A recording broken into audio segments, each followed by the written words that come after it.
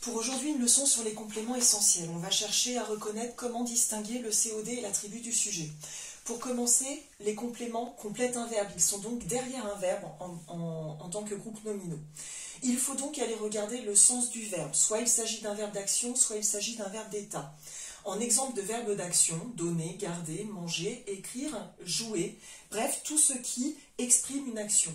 Les verbes d'état, vous les avez déjà vus, ils sont au nombre de 7 et ils introduisent un attribut du sujet, comme on l'avait déjà vu auparavant au sujet des adjectifs qualificatifs qui ne pouvaient pas s'enlever dans la phrase. Comme dans l'exemple « je suis heureux ». Heureux se rapportait à « je » et donc « heureux » ne pouvait pas se changer. On compte donc parmi les verbes d'état être, paraître, devenir, sembler, demeurer, avoir l'air, rester, passer pour, ainsi que tous les verbes qui auraient le sens de être. Donc on en revient au verbe d'action. Derrière un verbe d'action, on pose la question qui ou quoi pour trouver un COD.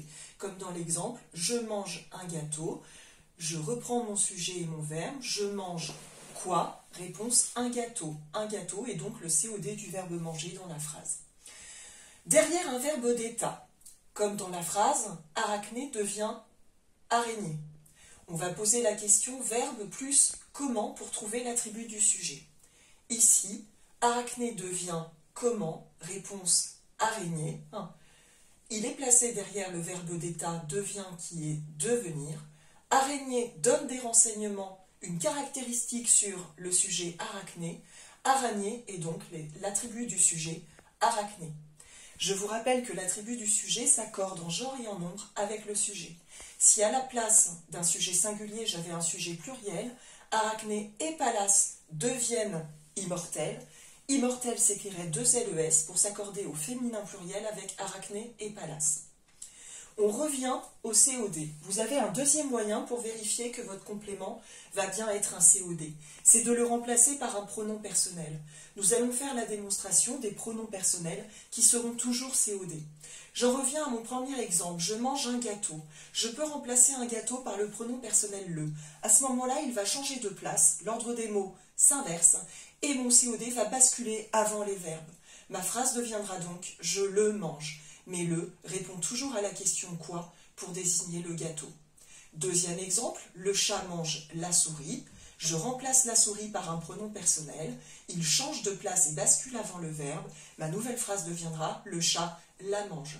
J'en déduis donc que le et la sont des pronoms personnels COD. Il y a donc toute une liste à apprendre par cœur de pronoms personnels qui peuvent répondre à la question « quoi » ou « qui sont « me », « te », « le », « nous », « vous », « les », auxquels on ajoute le se, qui sont donc les pronoms personnels COD, dès qu'on répond à la question qui ou quoi.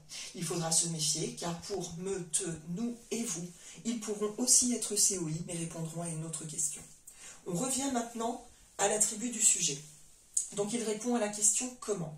Lui aussi peut se remplacer par un pronom personnel, mais attention, il se remplacera par un pronom personnel désignant le ou elle apostrophe uniquement, toujours invariable, même si votre attribut du sujet désignait un féminin singulier, comme c'était le cas de araignée, il sera invariable, et donc araignée dans mon exemple sera arachné les.